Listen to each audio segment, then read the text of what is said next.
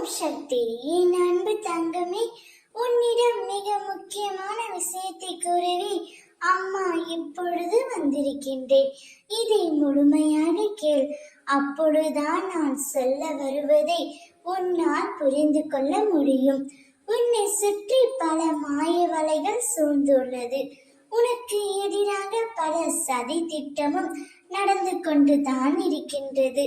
உன்னிடம் நெருக்கமாக இருந்துவிட்டு உனக்கே தெரியாமல் உன்னை எப்படி வீழ்த்துவது என்று சிலர் யோசித்துக் கொண்டே இருக்கிறார்கள். ஆனால் அவர்களிடமே நீ சென்று உன்னுடைய கஷ்டங்களை பகிர்ந்து கொள்கின்றாய் தங்கமே. இந்த கலியுகத்தில் நீ புரிந்து கொள்ள வேண்டிய முக்கியமான விஷயம் ஒன்று உள்ளது. உன்னுடைய கஷ்ட நஷ்டத்தையும் உன்னுடைய பலவீனத்தையும் யாரிடமும் பகிர்ந்து கொள்வதை நிறுத்திக்கொள் செல்வமே. உனக்கு ஏதேனும் கஷ்டம் தோன்றினால் என்னிடம் வந்து சொல். நானே உனக்கு ஆறுதலாக இருப்பேன். நீ மற்றவர்களிடம் உன்னுடைய சோகங்களை சொல்லி அவர்கள் உன் முன் உதட்டளவில் ஆறுதல் கூறுவது போல் கூறிவிட்டு பின்னால் சென்று சிரித்துக் கொண்டே இருக்கிறார்கள். மற்றவர்களிடம் கூறி அவர்கள் கேலி செய்து கொண்டும் இருக்கிறார்கள்.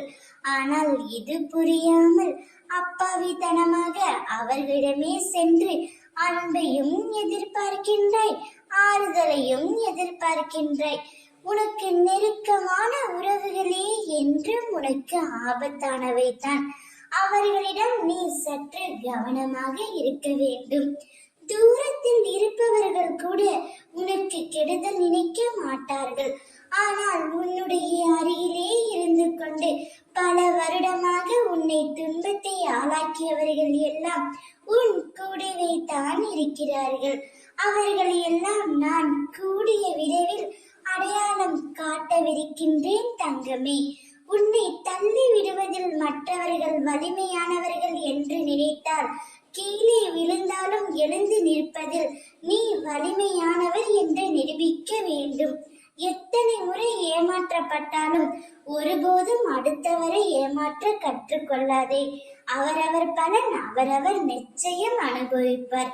நேர்மைக்கு என்றுமே மரணமில்லை. சிறந்த உறவுகளை நிச்சயம் உன்னை தேடி நான் வரவழைப்பேன். அவர்களிடம் நீ மகிழ்ச்சியாக இருக்க போகின்றாய். உன்னை சுற்றி சதி செயல் காட்டுபவர்களை கூடிய விரைவில் உனக்கு அடையாளம் காட்டுகின்றேன். விழித்துக்கொள் தங்கமே. ஓம் சக்தி.